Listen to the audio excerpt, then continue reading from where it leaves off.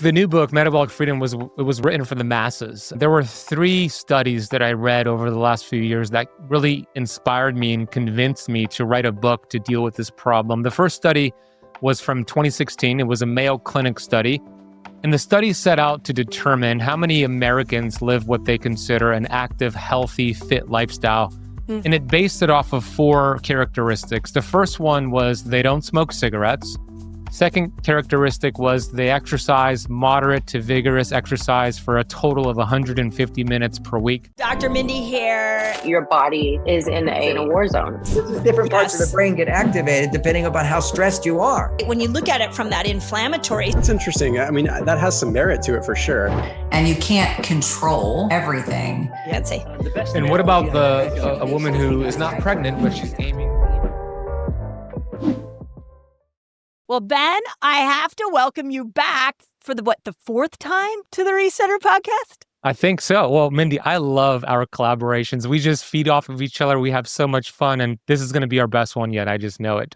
Agreed. And, on that statement, I do think those of us that have been really teaching metabolic health in the culture for several years now, one of the reasons it's the best one is because we keep learning. And the more we learn, the more we listen to people, the more we write books, the more we not only refine what we're saying in a way that people can hear it, but we're also learning new ways to help people with metabolic health. So if you've heard Ben and I talk before, please, please, please, this is going to be a conversation that you have not heard. He and I have, and I'm really excited to be diving in with this with you. So thank you for being here, Ben. Thank you, Mindy. Yeah, let's dive into metabolic health, such an important and much needed topic these days. So needed. Okay, here's what I want to start with before I go into the nuance of a lot of really cool concepts you've written about. What prompted you to write this book now? Like you had written Keto Flex, and then I know you upgraded that, revised it, and this became Metabolic Freedom. But what was it in the culture that wasn't being discussed that you felt like you needed to bring forward? The new book, Metabolic Freedom, was written for the masses. There were 3 studies that I read over the last few years that really inspired me and convinced me to write a book to deal with this problem. The first study was from 2016. It was a Mayo Clinic study.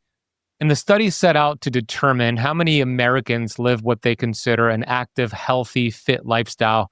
And it based it off of 4 characteristics. The first one was they don't smoke cigarettes. Second characteristic was they exercise moderate to vigorous exercise for a total of 150 minutes per week. The third criteria was that they eat what they consider a healthy diet, which is simply a minimally processed diet. And the fourth criteria was that if they're a female, they have a body fat percentage under 30% and a male under 20%. The study concluded that only 2.7% of Americans fit that criteria. That's it, 2.7%. And that was almost 10 years ago. I would predict that has gotten a lot worse. And other studies like the University of North Carolina Chapel Hill study in 2018 showed 88% of Americans are metabolically dysfunctional, unhealthy. And then a recent study in 2022 showed that it's closer to 93%. So we're trending in the wrong direction. A lot of people are frustrated because they have a whole bunch of symptoms and they feel let down. You know this, Mindy. They feel let down by allopathic medicine, which is just looking at the symptom as the problem where that symptom is not the problem. It's actually something we should be thankful for. It's a gift. It's the body's check engine light. So I wrote the book to show people, look, these are the main causes to why we have metabolic disease on the rise. And here are the solutions. And it doesn't have to be as difficult as what you have been taught. And it's very different. It's a paradigm shift to what we've been taught in regards to the medical system and the mainstream news. Brilliantly said, because what we've been taught is so wrong. And I want to start with the first thing I know I learned in my public health high school gym class. And that was the calories in, calories out concept. I literally remember the gym teacher talking about when you eat more calories than you actually use, you start to gain weight. Can you help us understand why that is not an acceptable way to approach your weight loss efforts? I've been there too. I've taught it for many years. I'm guilty of it. But I realize it does people a huge disservice. Focusing on calories is a distraction. It kind of makes sense. Yeah, eat less and move more, create a deficit, you'll lose weight. And you know what? It works, Mindy. Yeah. For the most part, for most people, it does work in the beginning. Yep. And then all of a sudden it stops working. And most people think I just need to cut more or exercise more or do a combination of both. And then maybe it works again for a little bit and then it stops working. You see, the premise that people have when they take that approach of calories in versus calories out, and we see a lot of prominent people in our space still teaching it, Mm-hmm. their premise is that we need to get you to lose weight in order to get healthy. Mm-hmm. But that is not how the body actually works. We don't lose weight to get healthy. We get healthy to lose weight. Mm-hmm. When we focus on just cutting calories, it distracts us from what really matters, which is hormones and inflammation, cell metabolism. It doesn't have to be restrictive. You don't have to deprive yourself and measure everything going into your mouth. That is a short-term failure and a long-term failure as well. You're going to be frustrated. So when we focus on hormones and find ways to lower inflammation, the weight comes off as a side effect. And there are two key studies that I reference in the book that just demolished this whole calories in versus calories out approach. The first study was from The Biggest Loser, which was a TV show in the United States for many years. They had these obese individuals enter this TV show, and they would put them on a calorie deficit. They would restrict their calorie intake, excess exercise, and a lot of them lost a ton of weight. They celebrated them on the final episode. This study followed up with 14 of those contestants, and it showed that 13 out of the 14 contestants gained all the weight back, and a portion of them gained even more weight. But they also looked at their hormones, Mindy, and they saw that their ghrelin levels, their hunger hormone, was through the roof, and their satiety hormone, leptin, had plummeted. So they destroyed their metabolism. They're hungrier, they're less satisfied, and they have even more of a challenge now losing that weight. The second study was on fecal microbial transplants. Really interesting. They had two groups of obese individuals. One group, they simply gave them this fecal microbial transplant from lean donors, did not change what they were eating. They kept the calories the same, but the group that populated their gut bacteria with healthy bacteria lost weight, right? So study after study is showing this. I feel really bad for people that are just thinking it's all about calories in versus calories out, because like to your point, we were taught that in high school, and unfortunately fitness pros and dietitians and doctors still teach it to this day. I think calories matter, don't get me wrong, but they're not important. They're more of a distraction.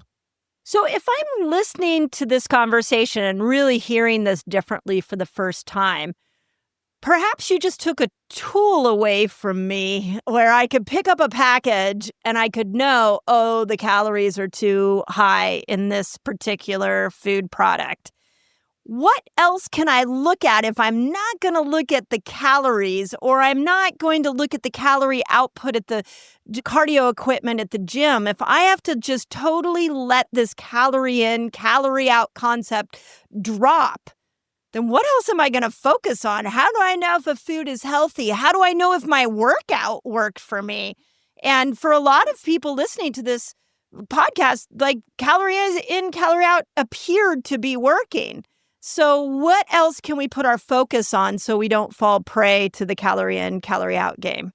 It's a great question. I would say don't count calories, count your carbohydrates. And I will preface this by saying I am not against carbohydrates at all. You know this about me, Mindy. I think they have a great role, and I talk about it in the book. However, 93% of Americans are metabolically unhealthy. That's a 2022 study. I already referenced that. I call them being in a keto deficiency. They're in a fat-burning deficiency because they're stuck burning sugar and glucose. There's nothing wrong using sugar and glucose as a fuel source unless you're only using sugar and glucose as a fuel source. And of course, out of the three macronutrients, carbohydrates, protein, and fat, it is the carbohydrates that will raise blood glucose and insulin way more than protein and fat. Protein has a very moderate response. You talk about this a lot, Mindy. And fat barely moves the insulin response. And insulin is a key role here. Insulin, as we know, is an amazing hormone. It's needed for survival. It's a energy sensor. But when it's chronically elevated from high carbohydrates and frequent eating, we have problems. It's the first domino to fall that triggers metabolic disease. Mm. You know what's really fascinating, Mindy? When I dug into the studies on insulin and weight gain and metabolic disease, there was 2 studies. One of them was called the Whitehall Study 2, number 2, and it showed that you could have full-blown insulin resistance, which is hyperinsulinemia, for on average 6 to 14 years without your fasting blood sugars changing or even your A1C changing at all. Wow. That's because the pancreas is so busy producing massive amounts of insulin to clear that excess glucose until it cannot, until it goes deaf to the screams, and then the insulin rises. So a fasting insulin blood test is a great test to get done. You want to see that in the single digits. 3 to 6 is what I want to see, where I want to see mine at. But to answer the question in a straight up answer here, instead of counting calories, count the carbohydrates. The average American consumes 250 grams to 300 grams of carbs per day. If you drop that to 100 or 50 total grams per day, you will start to lose weight without having to focus on calories, and you'll actually balance your hormones and actually have more energy at the same time. Does the quality of the carbohydrate matter? Like, I feel like carbohydrates are even confusing for people. So can you help me understand, like, is it just the number? Like, if I decide I'm going to keep my carbohydrates under 50 grams net carbs every single day, and that affords me a bowl of cereal, and I can't eat anything else. Is that okay? Can I just have the bowl of cereal and not worry about any other carbs the rest of the day? Does the quality matter? That's a good first step. That's not ideal to have that from cereal, the calories or the carbs from cereal. It's a good first step though, because you're still reducing your total carbohydrate intake. But ideally, we want whole foods carbs. What do you call it, Mindy? Nature's carbs, I believe. Carbs, yep. Nature's carbs, and Fat Like a Girl. So we want nature's carbs. We want whole food carbohydrates. You spoke about this really brilliantly in Fast Like a Girl. When you're shopping and you're looking at the ingredients list, I mean, a potato doesn't have an ingredients list. So you see what's in front of you, a potato, an avocado. But when you buy potato chips, there's an ingredients list, right? So the processing does matter. We want to limit or avoid processed foods because that will spike your glucose and insulin, create inflammation. So ideally, if it's 100 grams of carbs per day or 50 grams of carbs per day, we want it from nature's carbs. We want it from whole food carbohydrates. Amazing. So, okay. So just for the person listening, if I walk into the grocery store and I already have a habit of picking up a box of cereal and looking at the calories, now all I have to do is train my brain to look at the carbohydrates. Is that what you're saying? Is just refocus it to the different C on the label? That's right. Yeah, exactly. Easy. Make that first swap right there. Look at the carbohydrates instead of the calories.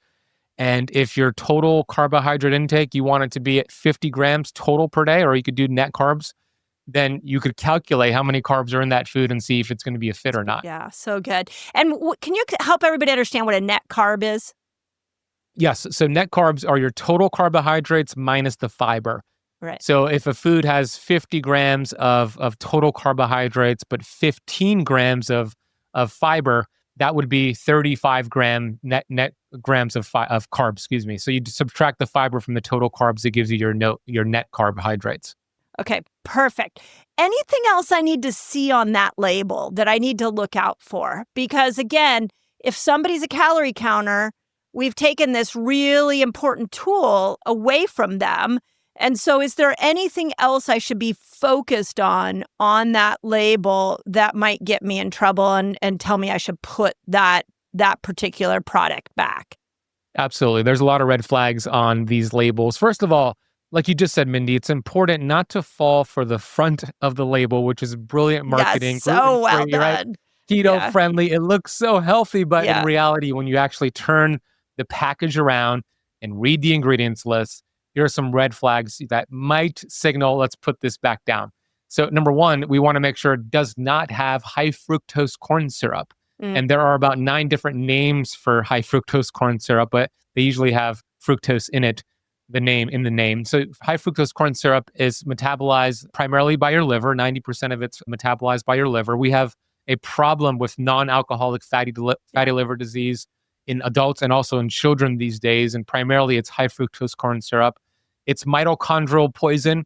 It causes weight gain. Dr. Richard Johnson has a fantastic book called Nature Wants Us to Be Fat. And he makes the case that animals that right before they go into hibernation, they eat a whole bunch of fructose from fruit to gain as much fat as possible to go into hibernation, right? So that's similar to what's happening with high fructose corn syrup. So that's one ingredient. The next one is going to be processed fats, processed seed oils, canola, corn, cottonseed oil, soybean, safflower, sunflower oil, rice bran, grapeseed oil. These are all called vegetable oils. These are really inflammatory, and we could go into it a little bit more if you want, Mindy, but these are inflammatory as well. We want to see olive oil, avocado oil, butter, ghee. You don't really see that in packaged foods, but those are healthier fats. And then lastly, we want to avoid artificial sweeteners, sucralose and aspartame, which actually cause you to be hungrier. Instead, we want sugar replacements like monk fruit, stevia, xylitol, I'm good with personally, erythritol. So those are key things you want to look out for when you're looking at the ingredients list. Why do you think that seed oils are so controversial? I don't understand if just people want to argue over stuff, but I don't get why there's so many things that we should be debating, and I don't understand why you get on one side of the health equation an expert that's like seed oils are horrible, and on the other side an expert saying seed oils are not horrible, and whoever tells you that is trying to sell you a bill of goods. Help me. And this is literally a question I've had for myself. Why is this so darn controversial? I've thought about this a lot, Mindy, and I know we've been talking about seed oils for many, many years. Here's my thoughts. Number one, when we look at the studies out there, there are studies showing that seed oils are absolutely healthy for you. They're anti-inflammatory. They're actually great for you. And that is true when it's the unprocessed variety. When it's organic, cold pressed, you're not heating it. Seed oils could be amazing. I know you use them as well. I use them as well. And then we have the processed seed oils. Those are the bad ones. And unfortunately, almost all of the seed oils in our food supply, it's the processed variety. 80% of our entire food supply contain these processed seed oils. 80%. Mindy, that's a high percentage. That's a lot. The reason why they are inflammatory when they're processed is because of the following. It's the chemical structure of these fats that are called polyunsaturated fatty acids. So the word poly means many. That means these fats contain many double bonds. The more double bonds a fat contains, the more fragile they are, the more aggressive they are when they attract oxygen, heat, and pressure. Okay? How do they process these fats? Oxygen, heat, and pressure. So these oils are rancid during the processing. They add chemical agents to them to mask the disgusting smell. Then they're put in a bottle. And unfortunately, the American Heart Association puts their stamp of approval on them, which is another confusion out there. And then we heat them up. We heat up the oils over and over and over. They're already rancid. And there's a study I put in the book Metabolic Freedom. I don't know if you've seen this study, but it's from a guy named Dr. Martin Grudfeld. And he looked at French fries cooked in vegetable oils. And he was looking at the aldehyde contents being produced after the frying process. Aldehydes are cancer-causing. They're carcinogenic. When you smoke a cigarette, aldehydes are produced. That's how smoking cigarettes are linked to cancer. He showed that one French fry cooked in vegetable oil is equivalent to a tobacco cigarette smoked when it comes to the aldehyde content being produced. Wow. Which is crazy because I've eaten a lot of French fries in my life. I was going to say it's my kryptonite, sweet potato fries. They're so good, right? So good. Look, we could do a lot of things right, and hormesis, right? Small stress will adapt to it. Little bit. Yeah, exactly. But a lot of people are not doing a lot of things right, and that one fry is making a big difference. And let's face it, it's not just one fry, it's hundreds to thousands of them. And these fats, they embed into the cell membrane and mitochondrial membrane. It's called lipid membrane reorganization. I talk about this in my book, and it happens within hours, Mindy, meaning if we have the bad fats within hours, it's incorporated into the cell membranes. Wow. And it's there for years. The half-life is 2 years, 680 days. Wow. That's why they're so bad for you. So unfortunately, there's a lot of confusion. There was a recent study, I don't know if you saw it, from JAMA that CBS News published all over the place showing that seed oils are healthier than butter.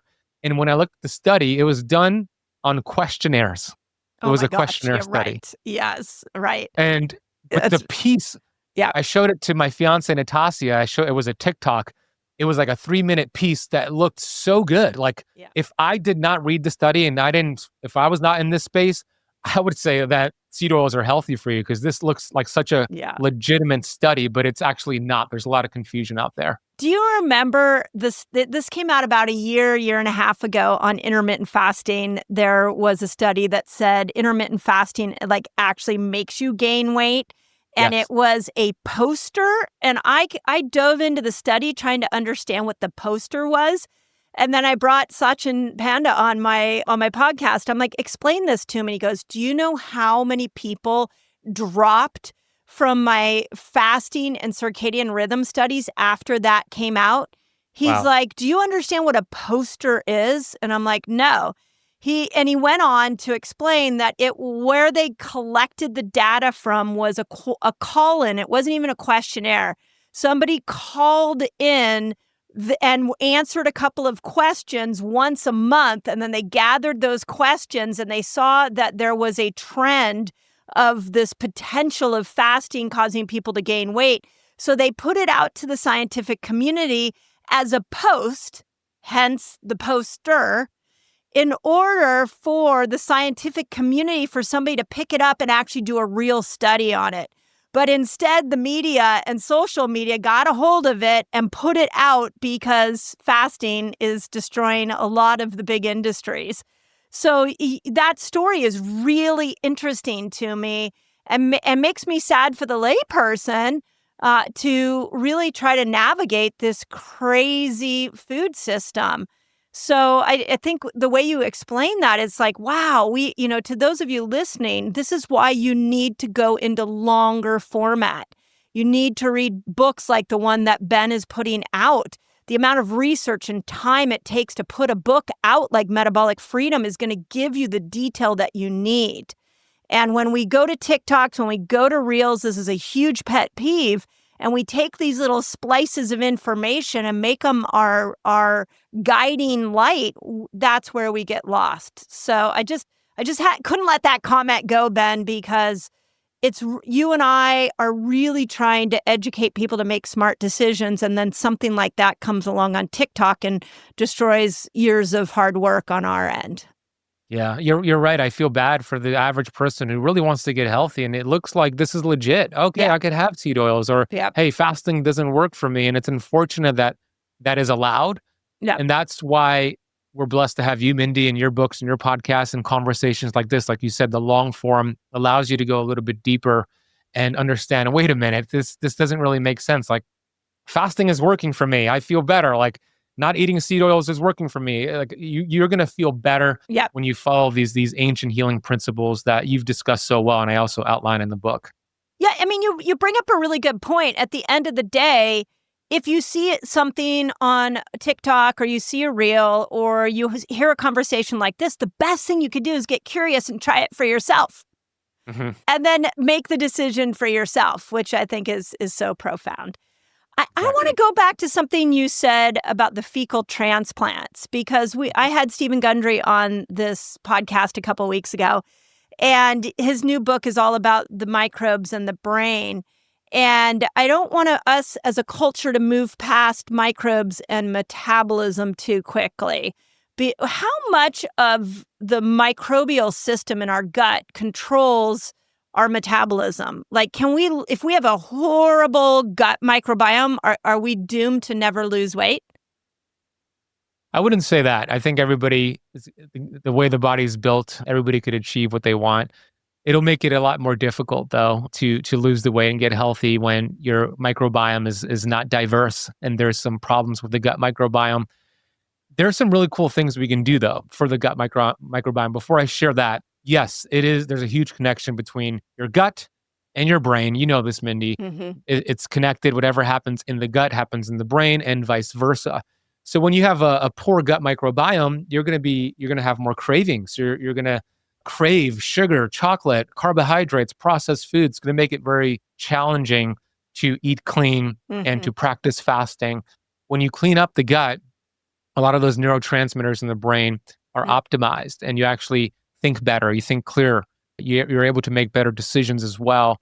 I did an experiment with my gut, and last year I did 90 days of just meat, the carnivore diet. But before I went into that, I did a gut microbiome stool test. So look at my gut microbiome, my diversity, different relationships in the bacteria. For example, Bacteroides and Akkermansia. We know Akkermansia, for example, is one of those bacteria that help with fat loss. The more of it that you have, the easier it is to burn fat. So when I did my test, and I was already lean going into it, I was already eating pretty clean going into it, so keep that in mind. But when I did my test, the results came back and it showed that my gut microbiome was average. I had average diversity. And here's the interesting part. The test suggested, when it gives you the lab report, it suggested that I needed to eat less keto, less meat, more plants and polyphenols and fiber. And look, I'm for all of that. Don't get me wrong. I talk about the value of that. I know you are as well. But I didn't do that for 90 days. I did the opposite. I just had meat and fat. And then on day 90, I retested my gut microbiome, Mindy, and you would think that it would look worse, but actually everything improved. I developed 5 keystone bacteria on day 90 that was not there on day 1, and 7 core bacteria. Because That's here's crazy. why I think this happened. And by the way, I think if I would have stayed with just meat and fat long term, I would have seen the opposite effect. Right. It's all the small microdoses. Yeah. Yeah, exactly. It was a shift to my gut microbiome. It was a stressor, and it forced my gut microbiome to adapt, which created amazing results. Fasting is one of those ways to do that. But if I would have stuck with that and just did carnivore long term or ketosis long term, I would have seen the opposite effect. But it was the change here. So that's good news. So change the foods you're eating. Adapt to different proteins and fats and fibers and polyphenols or whatever it is. You change the food around, it'll create this adaptation, which will help with your diversity. And at the end of the day, it'll help with weight loss as well. So you bring up such a good point that I don't want people to miss. If you go from the standard American diet to a plant-based diet, you're going to get a result because you moved away from that.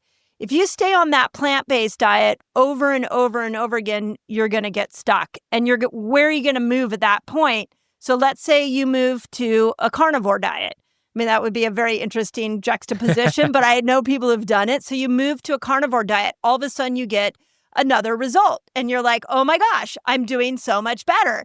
And then you're thinking it was originally the plant-based diet. Now you're confused because you're like, wait a second, maybe it's a carnivore diet. But what I hear you saying, I really want you all to hear this, is it was the change that was so pivotal. So do we have any guidelines of how often you should be changing your diet? Is it daily? Is it weekly? Is it 90 days? Like, do you have any sense of a protocol of change? That's a tough one because it is custom. It's custom to the person, but you're absolutely right. It is about the change. I'll give you a couple of general protocols that I've used for severe autoimmune conditions. I love 90 days of a carnivore diet. I think it works incredibly well. Now, of course, women and men different. You made the case. You've made that really popular, and that is true. So if you are a woman and if you have a menstrual cycle, maybe you could cap that and cycle it with do it with your cycle is what I'm trying to say. And so the 3 weeks outside of your period, or excuse me, the week before your period, not a good idea to do that carnivore. The other 3 weeks, you could do it or do a variation of it. Now, 90 days seems to be a good sweet spot for a meat-based carnivore diet. I've done 30 days, 45. I like 90 days for the autoimmune people. There's the idea of seasonal eating that you could also follow. That's a little bit more difficult to do, especially with dinners, but that is an idea that you can do. I know that in the book, at the end of the book, there's a 30-day plan. In the week 4 of that 30-day plan, I intentionally have these what I call metabolic flex days, which are similar to the keto flex days I used to talk about, where you're mixing things up a couple days per week. So you could do it weekly, you could do it monthly, you could do it seasonally. There's different ways to do it depending on what your goals are, but the goal is to change the foods you're eating. You know this, Mindy. So many people eat the same foods over and over and over. That's not a good idea. Our ancestors didn't do that, nor should we. Yeah. I think that's why the universe burned down my neighborhood in LA, because I kept going to Air One and buying the same salmon and Did you? celery salad, and I was eating it every day. And I think that the universe was like, hey, I'm going to burn down your neighborhood so Oh you my can start gosh. eating. I do the same thing. Yeah. Like, it's easy to make. It's right there. It's quick. I was like, and then you eat it over and over, and then all of a sudden it stops working for you. We're so guilty of that. All of it. And just to call myself out, I am the classic, and I find something good and I eat it until I can no longer stand it. I just want to say that I also do the same thing with music. I find a song that I love and I listen to it over until I cannot listen to it anymore. But what I'm hearing you say, and I really, again, want people to understand that one of the greatest ways to get these gut bacteria to work for you is the variation. And just pick a variation. Don't stay in the same lane all the time. Yeah, I could tell you right now, and I know I'm a man, different than a woman, and I'm 40 years old. So my variation right now, I've been doing this for months, Monday through Saturday, I'm carnivore actually. So Monday through Saturday, I'm carnivore. Sunday, I'll have 300 to 400 grams of healthy carbohydrates, low fat day, plants, vegetables, white rice, sweet potatoes. So that's my personal variation. Sunday, I flex out. Monday through Friday, I'm carnivore, and that works for me right now, but that will change in the future. But Mindy, I do the same thing with music and songs, and it drives my fiance crazy. My family, they're like tired of the same. They're like, this again? I'm like, yep. Not you done. play it until it's played out, and then you move on to the next one. I do the same thing. I'm so happy to hear I'm not the only one, Ben. I really appreciate that. I feel so seen. I get it. You know, I don't want to leave the carnivore topic too quickly, because I recently had a photo shoot, and I, have been in a highly traumatized state this year, and I've been working on my book, and I was not looking so great. And I looked in the mirror and I was like, you have a photo shoot in a week. What are you going to do to be able to, bring back some health to you? And it's the carnivore diet, because and it wasn't fasting. All of that collagen, all of the meat keeps you very satisfied. And there is something incredible about a few days of carnivore only. I mixed it with some bone broth. It resets you like nothing I've ever seen. So, and I like it as like an alternative to fasting. If you're feeling like, oh, I'm not sure I want to go on a 3-day water fast, go on a 3-day carnivore diet and see how you feel. That's how I've used it. Have you seen good luck with people not necessarily going 90 days, but people just doing a day here and there? Yeah, no, it's a fantastic reset. Absolutely. Now, some people, depending on where you're at when you go into a carnivore diet, if you're doing standard American diet and you shift to carnivore, you're going to feel worse before you feel better. That might but if not you're be already, so great. Yeah, but if you're already doing low carb or eating whole foods and practicing fasting, great transition to do it for a few days or a couple of weeks. Amazing reset. I mean, you're going to notice less inflammation, less brain fog, better sleep. Your HRV is going to increase. You're going to get more deep sleep. When I did it, those 90 days, I lost 16 pounds. I didn't even know that I had 16 pounds to lose. And I dropped 6% body fat off of me. Like, I got shredded. Now, that was 90 days. And I think it was too much for me, actually. But you're going to lose weight because you're going to lower inflammation. Your joints are going to feel better. And that's for many reasons. A lot of these plants out there, I know there's a whole movement against plant toxins and anti-nutrients. And there's a case to be made for that, especially when your gut microbiome is compromised. But the solution is not to run away from them forever.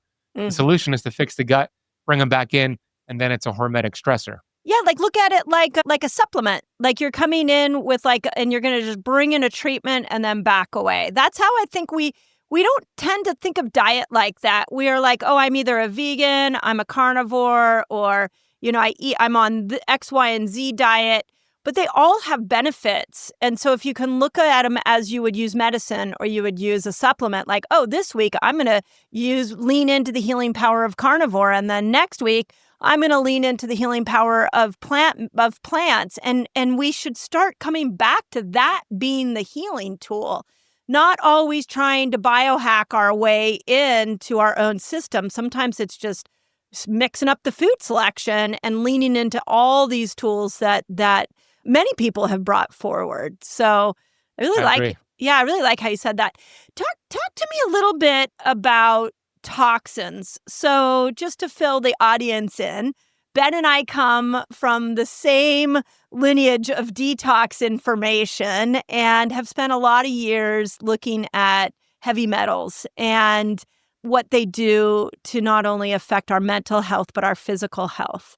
Where do you sit after years and years of detoxing people? Where do you sit on toxins causing a metabolic health problem for people? And which toxins do we need to think about? Where do I sit now? I think I sit here. Chapter 5 is all about this. And there's some good news, some easy things we can do, which I'll talk about. But there's two main toxins that I talk about in the book, obesogens and diabetogens. So as you know, Mindy, obesogens are these toxins in our food supply, water supply. Heck, when we just go outside, it could be in the air, and our cleaning supplies are everywhere. These are toxins that actually create obese human beings. And the reason this happens is because when these toxins enter the body wants to survive. It does not want these toxins to circulate in the bloodstream and enter our vital organs and kill us. So it activates a process called PPAR gamma to shuttle those toxins into our fat cells. And it's similar to insulin. Insulin is activated to shuttle glucose into the cells. PPAR gamma is activated to shuttle toxins into the cells. These toxins are called lipophilic. They're fat-loving toxins. So they go into our adipocytes because there's room there. The solution to pollution is dilution. I'm going to dilute these toxins by putting them into the fat cells. And hey, if we don't have room in your fat cells, the metabolism will increase the fat cells and in some cases create new fat cells for those toxins to go live in. Then we have a second classification of toxins that's a new classification called diabetogens, which trigger beta cell dysfunction in the pancreas that lead to prediabetes and diabetes. So what can we do? Keeping your detox pathways open is always a great idea. You talk about that all the time, Mindy. So the lymphatic system, the gut, the kidneys, the liver, the colon, keeping the pathways open by moving your body, sweating, doing rebounding, trampoline jumping, sauna, enemas, castor oil packs, a lot of great things we can do, taking different binders, taking liver support, different things we can do. But there's some swaps we want to make in our lifestyle. For example, these microplastics. Now we're having all these conversations about microplastics being found in men's testicles and in the brain and the arteries. We're turning into plastic people. So simple thing. And by the way, before I give a simple swap, the University of Newcastle has a study showing the average American consumes a credit card size worth of plastic every single week. It's coming from our plastic water bottles, our plastic Tupperware, our plastic cutting board. We want to drink out of glass bottles. We want to use glass Tupperware. We want to use wooden cutting boards. And we want to also say no to cash register receipts. Because studies show there are 1,000 times greater, more BPA in cash register receipts than canned food. And Mindy, when I go to the grocery store, I sometimes see a lot of women grab the receipt. Sometimes they're holding stuff and they'll put it in their mouth or they'll put it in their bra and they just store it there.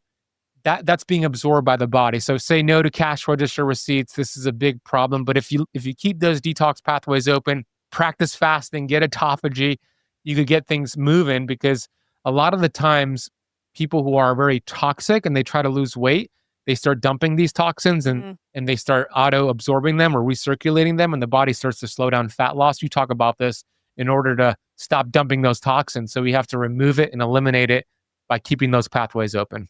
Yeah, so well said. And where does fasting fit in for you on all of that? Because it could fall into two camps. It could fall into the camp of you're metabolically resetting yourself. You're giving a chance for the glucose to go down. The concept that Jason Fung brought years ago, where you're forcing your body to go and find what it stored years ago. And then you could also bring it over to this part of the conversation, which is you're triggering states of autophagy and apoptosis, which is causing the body to detox itself. So where do you see fasting in the conversation for metabolic health? Do you feel like it's optional, or do you feel like, hey, if you really want to overturn your metabolic situation or bring your hemoglobin A1C down, you're going to need to learn how to fast? I'm like you, Mindy. I love fasting. I think it's one of the one of the most efficient ways to harness this innate intelligence. I think it's such an incredible tool. You've done a great, incredible job bringing it to the mainstream and helping Thank people you. understand that this is a very valuable tool and women do it differently than men. So chapter 8 is all about fasting. It's a powerful tool, but I want the audience to understand it is a tool, like a chainsaw is a tool, and a Right. chainsaw could hurt you if you don't know how to use it, if you didn't read the user manual, but a chainsaw could get the job done if you've read the user manual. So use it wisely. Lower the carbohydrates first, eliminate the snacking first, then start adding in a fasting schedule and building up that fasting muscle. I think it's amazing. I know personally, when I'm in a fasted state, I feel the best. Oh, the best. I'm using all of my energy and bandwidth for healing, for the task at hand. Personally, most of my workouts are in the fasted state. When I have a big speaking gig, I'm speaking on stage, I'm fasted because I want to be at my top game, top performance. It's incredible. I mean, just a 14-hour fast, which is not that much, has amazing benefits. You lower insulin, complete digestion, and of course, as you move on, you get more of the autophagy, the cleaning of the cells. You get more the human growth hormone surge around 24 hours. I mean, amazing things start to happen. So it's not optional for me. I know it's not optional for you as well. It's a mandatory tool in the shed to achieve metabolic freedom. Yeah. And where do you think that mental stress fits into this as well? You have a chapter on mental freedom, and a lot of these concepts that we're talking about right now, I look at them as like feedback loops. Like, which came first? Are you thinking poor thoughts because your diet is bad? Or is your diet bad and causing you, are you thinking bad thoughts causing you to have a bad diet? Like, which came first? And I think what I've learned a lot of, really, this is a fascinating one on the Ozempic conversation, because I've straight out of the gate have been like, oh, there is no way there's going to be a magic pill that overturns years and years of toxicity for the human body. But what I've heard in a lot of cases on the weight loss drugs is that once people start to drop the weight, that their thoughts change for the better. And so then they start to make better choices for their health, which I can understand that. So where can we use the power of our mind? Where does stress come into the metabolic picture? And how do we integrate it into everything we've talked about so far? Love it, Mindy. This is my favorite thing to talk about. Chapter 10, it's my favorite chapter in the book. I know it'll change many lives for those who read chapter 10, listen to chapter 10. To answer that question, it's an interesting thought. Is it the toxic thoughts that lead to poor behaviors and bad eating, or is it the bad health that lead to toxic thoughts? Right. I think it's both, but I would say the thoughts come first. And then it makes it more difficult to change those thoughts because you're becoming unhealthy. But even before all of that is your environment. Your environment determines the thoughts, which determines everything else. But before I get to all that, the mind. The mind, by the way, is not a thing. It's an activity. A lot of people think of the mind, they think of the brain. It's not the brain. The mind is an activity. Beautifully said. Your fingernails are the same, are as much as the mind as your brain is. So the mind is not the brain. Your thoughts are very powerful, and your thoughts have the ability to heal you or to hurt you. And I start chapter 10 off with a story, and I'll give the story right now because I think it's that important. You've never heard this story, Mindy, so I'm excited to share it with you right now because it gave me goosebumps. Yeah, it gave me goosebumps when I first heard Bob Proctor share this story. It was from the 1960s. It was actually in the newspaper. And it's a story about a train station employee. He worked on a train inside of a refrigerator cart. And he was working late one night inside of this refrigerator cart. He didn't realize it was past 10 p.m. He was supposed to clock out. His coworkers left for the night. He tried to leave, and he was locked into that refrigerator cart. He was trying to open up that door. He's banging on that door. He was stuck, and he was freezing. And he knew nobody was coming until the next morning. Ooh. So his thoughts got the best of him. He started to freak out and have really negative thoughts. And he ended up writing on the wall, documenting his night. And the newspapers caught this with photos the next day.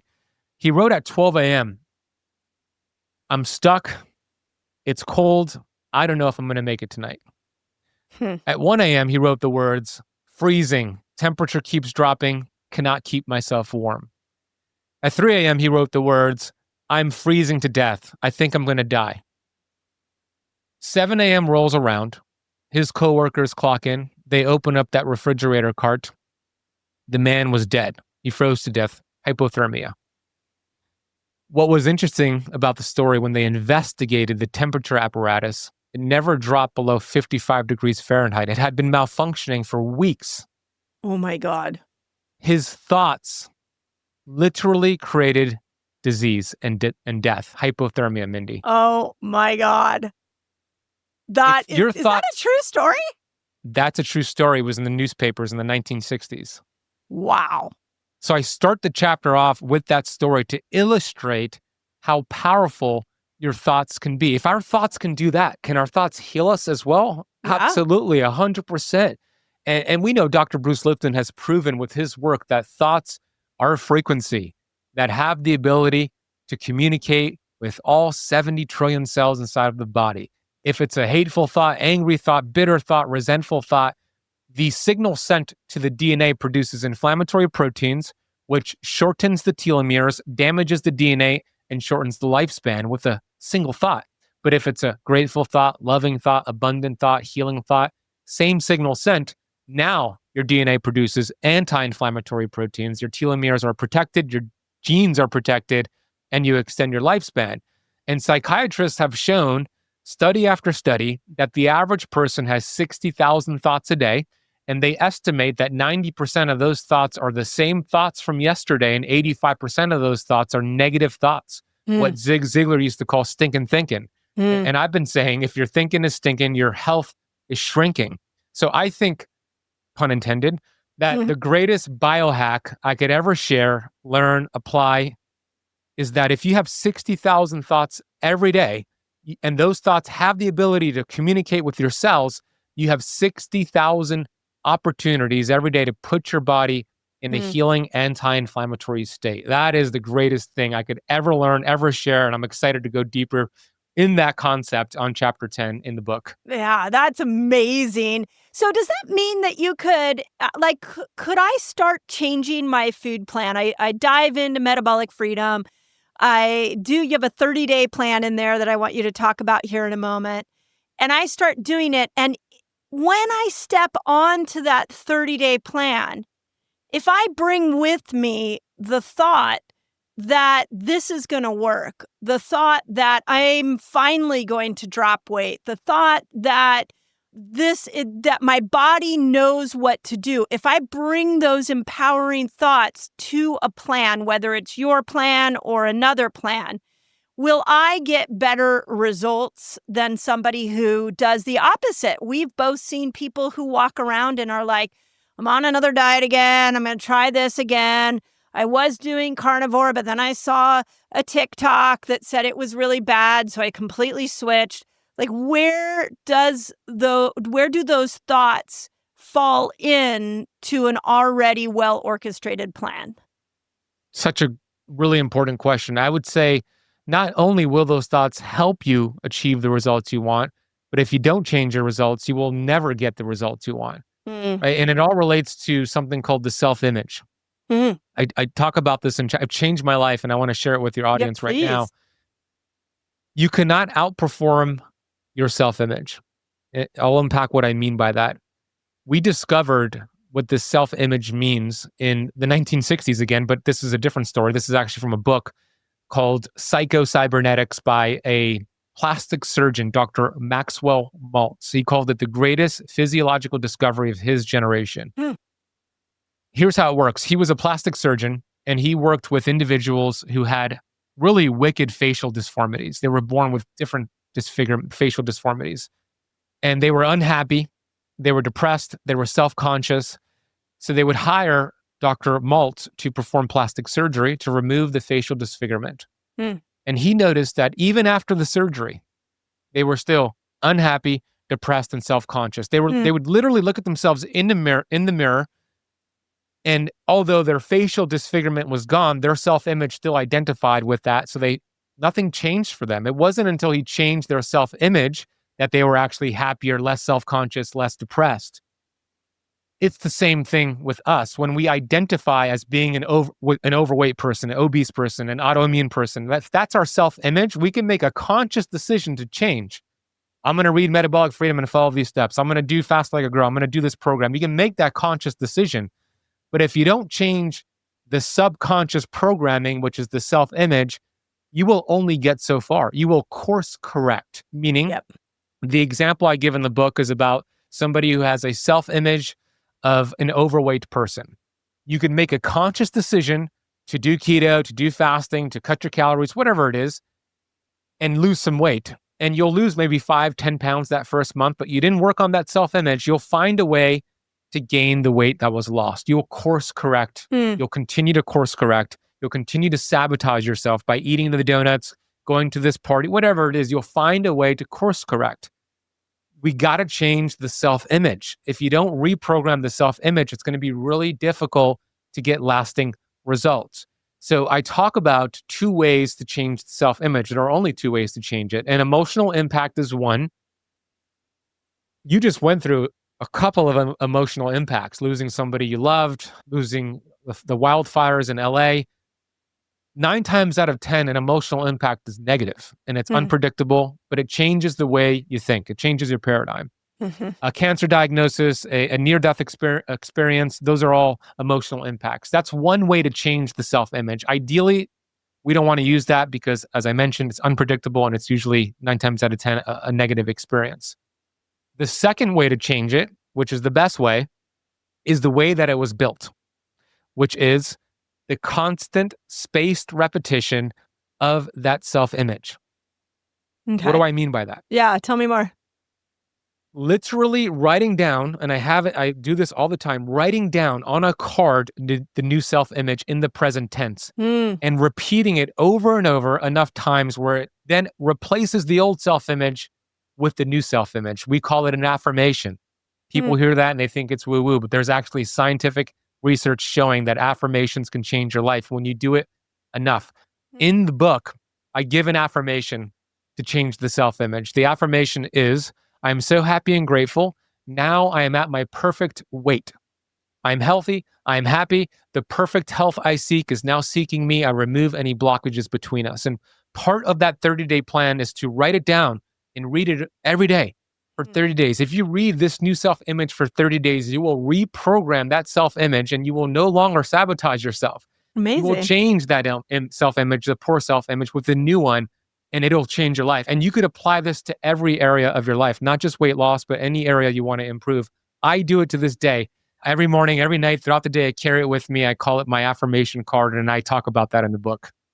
That's amazing. And you know what? It's funny. I'm thinking of the person who really is about to step on a big metabolic journey where they know they need to lose like 100 pounds. They know they need to make some of the changes like around the quality of their food. They know they need to fast. And yet the actual application of all that is really difficult. And they also could hear something that you just, like what you just said, and feel like it's not going to work, and nor do they believe it. So and I'm just playing devil's advocate here, what do we do when we are making these kind of affirmations and yet we're like, I don't believe that. I don't believe that. And I'll tell you, I had so many people after the fire give me so much advice. And Lisa Bilyeu gave me some of the best advice. She said to me, I know someday you're going to teach from this wound. And that was such a beautiful way for me to step into my own healing journey. And I think there's so many people that are listening to this podcast that understand some of the principles and they know they need to apply them. And yet the action of doing that all of a sudden brings up so many limiting beliefs about who they are. So when I go to read a statement like what you just said, is it a little fake it till you make it? And then one day all of a sudden you believe it? How do we help the person that's like, hopefully they haven't turned off the podcast at this point, because I think what you're saying is so powerful. But what do you do when you're stating an affirmation over and over and over again and you don't believe it? Yeah, I love that you brought that up. Left-brainers have a really difficult time with what I just shared. Left-brainers are more analytical, give me facts, give me figures. And I do share scientific evidence that this works in the book to appease the left-brainers. Right-brainers understand this. But here's the good news about the left-brainers. Once you get this, you guys take off. You guys and gals take off. I would say a few things to address that. We've been taught that we need to see it to believe it. We learned from Dr. Wayne Dyer that we'll see it when we believe it. Yep. Absence of evidence is not evidence of absence, first and foremost. And faith and fear are the same thing. You're putting energy into something you cannot see. Why not choose the faith? Bob Proctor shared the greatest definition of faith that I've ever heard. He said, faith is the ability to see the invisible, to believe in the incredible, which will permit you to achieve what the masses think is impossible. So as you read the affirmation, you're not going to believe it. It's not you. It's going to feel phony. It's going to feel fake. That's normal. That's all part of it. Yep. But give me 30 days. Yep. Do it for 30 straight days.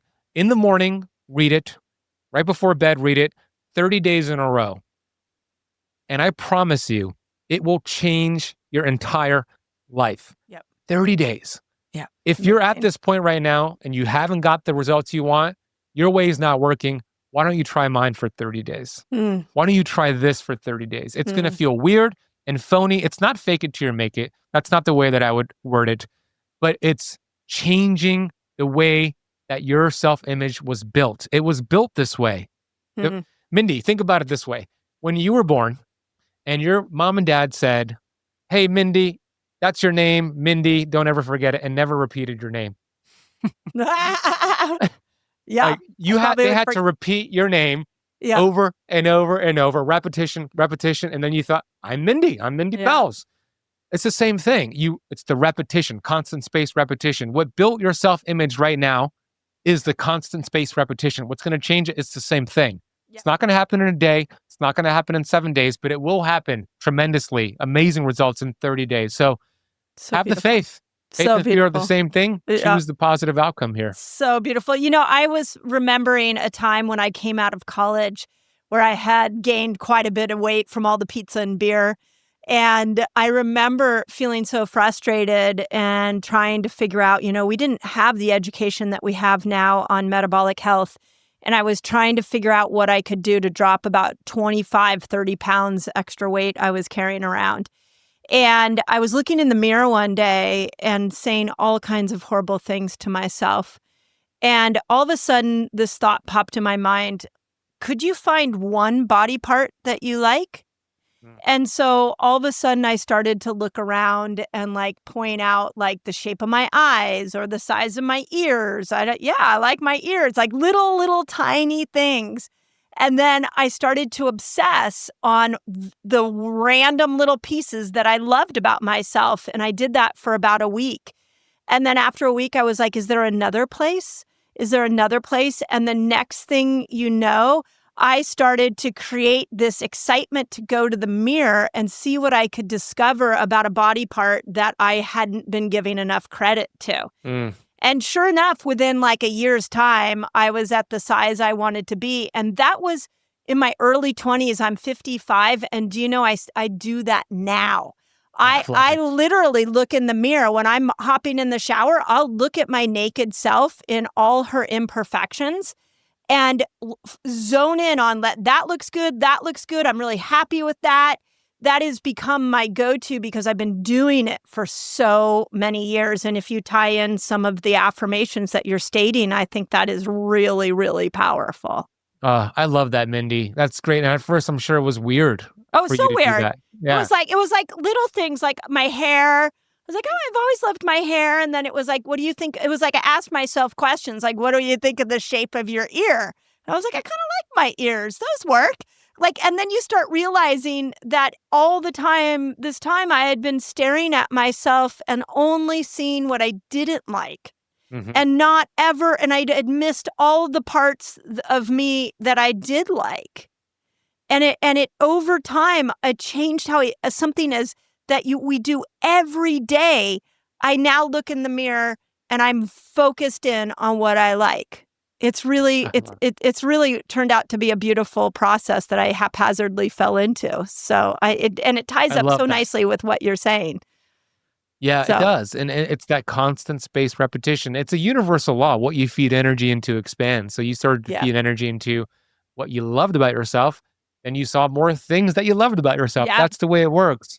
yeah. Look, the subconscious mind is completely what's called deductive. Psychologists call it deductive, meaning it accepts everything as truth. Real, Mm, imagined, what anything you plant in the subconscious garden of your mind will manifest. It's the subconscious mind that moves the body. So mm. we're reprogramming that subconscious mind. These are the only two ways to do it: an emotional impact or constant spaced repetition. So yeah, 30 days. Give it 30 days. It'll change your life. And I like what you said. Well, if your way is working, then stick with your way. But if it's not, try Ben's way. It's really true that we hold on to our limiting beliefs. So I thought that statement was so well said. Thank you for that. And a lot of people are not aware that they're holding themselves back Yeah. with their thoughts. You cannot escape a prison if you don't know you're in one. Yes, First really true. step is to realize you're in a mental prison and you can get yourself out. It's Yeah. really simple. Constant spaced so well repetition. said. That's it. So when somebody gets your book and they're listening to this podcast, they really want to dive in, tell us what they can find in there and a little bit about the 30-day plan you have in there. The book is split into two different parts, similar to what you did with Fast Like a Girl, right? I believe. Mhm. First half is all about the problems, the causes to metabolic dysfunction, being a sugar burner, processed carbohydrates, processed foods, ingredients to look out for, environmental toxins, poor sleep. Those are the problems. We need to identify the causes so we could remove that first and foremost. Second half of the book, it's all about the solutions. Ketosis is a tool, fasting is a tool, different biohacks are in there. My favorite biohacking devices that are free, some that are paid for, supplements, melatonin. I talk about how that helps with metabolic health. Mm. And then it's all put together in a 30-day plan because you learned about the interference, you learned about the solution, but information alone won't change your life. It's the application of that. So how do you actually apply it Mhm. to make it work for you? So the 30-day plan is split into two different parts: a beginner protocol, an advanced protocol, and you just follow it to a T. It tells you exactly what to Amazing. do. I hold your hand day by day for 30 days. We take you from burning sugar to burning fat. I talk about the right foods to eat, the foods I want you to avoid. Then we start pairing it with intermittent fasting. We increase our step count. We're taking vitamin G every day, which I want to get back to in a second. We are reading the affirmation. We're incorporating different flex days. We're doing a high protein keto diet, a low protein keto. There's different changes Amazing. each week, but it's not a whole bunch of changes all at once. It's small wins I'm getting you each day, and we're stacking some momentum. I say a couple tweaks a week is what I talk about in the book. So It's cute. the 30-day plan has that, and then there's some recipes at the end of the book to make it easy for you. And these recipes are recipes that I work with a food journalist to put together that are easy, seed oil free, protein focused, more low oxalate vegetables, etc. Amazing. Well, very thorough. And if there's anything I know about you, I knew it would be dense. So how do people find your book? Where's the best place to go? And when does it come out? I know that when this episode comes out, it's right about launch day. So give us a little Yeah. bit of where we can get a copy. So the book is called Metabolic Freedom. For those watching Love on it. It's YouTube, you can beautiful. see I had a brilliant human being / practitioner write the foreword. She's amazing. She inspires me all the time. She's an amazing friend. She's been in the trenches with me for such a long time. We've had so many dinners together, so Yes, many we have. laughs, shared the stage together, even shared a keynote together. Yes, we And did. of course, that's you, Mindy. My Mindy honor. graced me with a beautiful foreword to the book. So thank you, Mindy. I love and Yeah, appreciate you thank for doing you. that. Yeah. The book is available everywhere: hardcover, Kindle, Audible. I narrated the Audible myself. If you get my book and haven't gotten Fast Like a Girl or Yeah. Eat Like a Girl, Amazing. put those in the cart as well. Yeah, there you go. We have a special bonus we're giving to your audience. It's a free course on the metabolism that I built out. 12 Amazing. lessons on the metabolism and exclusive interviews with Dr. Jason Fung, Megan Ramos, Dr. Daniel Pompa, and Cynthia Thurlow. Amazing. And it's only in this course, and your audience could get that for free when they pre-order the book over at metabolicfreedombook.com. Amazing, amazing. Well, I love what you're up to, and it was such an honor and so easy to write the foreword for you because, as I say in the foreword, I know where your heart is and I know what you're trying to bring forward to the world. So, and the amount of nuance that you put in there that needs to be really brought forward, the detail of the little steps that we trip on when we're trying to get metabolically healthy. I just applaud you in making sure that you caught all of those and helped us understand all the complexities of great metabolic health. So you're incredible, Ben, and I'm cheering you on, and everybody go grab the book. And I'm sure you'll be back a fifth time. And, or I guess this is the fifth time. I'll see you back on the Resetter podcast, I'm sure, for a sixth time. But just keep doing what you're doing, Ben. I just adore you. And the world needs your message. So thank you for everything you're doing. Thank you, Mindy. Love and appreciate you. And for those wondering what vitamin G is, you have to read chapter 10. There you go. There you go. Vitamin G. It's the most important one. Thank you. It is. I appreciate you.